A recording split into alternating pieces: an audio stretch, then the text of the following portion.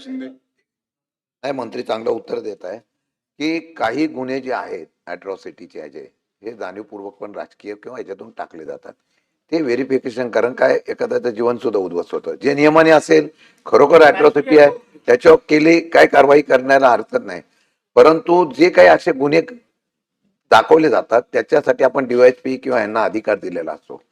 पहिला तुमचा नियम काय झालेला आहे की ह्याच्या गुन्हे पहिले दाखल करायचा, एफ आय आर दाखल करायचा, तो कोर्टाच्या आदेशावर एफ आय आर दाखलच झाला पाहिजे, नंतर व्हेरिफिकेशन करायचं. तर त्यामध्ये आपण थोडीशी सुसूत्रपणा आणून जर खोटे गुन्हे दाखल होत असतील तर त्यासाठी अजून काही सुधारणा करणार आहात का? सभापती महोदय, पूर्वी अॅट्रॉसिटीचे गुन्हे हे सर्रासपणे दाखल केले जायचे, हे काही अंशी खरं आहे. एखाद्याने शिवी दिली असं म्हणून जरी आपण पोलीस स्टेशनला गेलो तर आपल्यावर अॅट्रॉसिटीचा गुन्हा दाखल व्हायचा. आता गुन्हा दाखल केला की तातडीने आरोपीला 24 तासाच्या आत अटक झाली पाहिजे, असं सुद्धा पूर्वी नियम होता आणि त्या पद्धतीने अटक काही लोकांना केली जायची. परंतु याचा काही ठिकाणी गैरवापर निश्चित झालेला आहे, हे नाकारता येत नाही.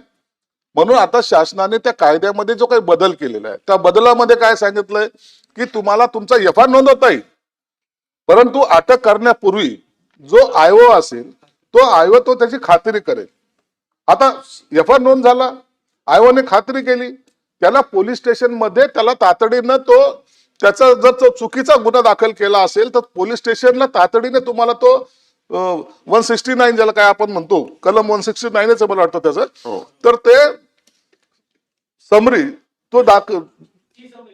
ती समरी तो पोलीस स्टेशन मध्ये सुद्धा देतो आणि त्याच्यानंतर पहिली जी काही कोर्टामध्ये जेव्हा प्रकरण येतं त्या टायमाला ती समरी त्याला जावल्या जाते आणि ती केस विड्रॉ होते.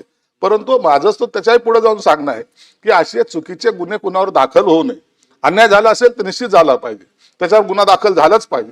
परंतु जर कोणी असं करत असेल तर त्याला सुद्धा काय कायद्यामध्ये काय करता येईल का यावर शासन सुद्धा निर्णय घेईल. परंतु आता तातडीने अटक करण्याची जी काही पूर्वी जी काही पद्धत होती ती आता थांबलेली आहे. त्याचा मला वाटतं आता समाजामध्ये हे जे काही अॅट्रॉसिटीचे गुन्ह्याचे प्रमाण त्याच्यामुळे कमी सुद्धा झालेलं आहे. प्रश्न क्रमांक 13, 8057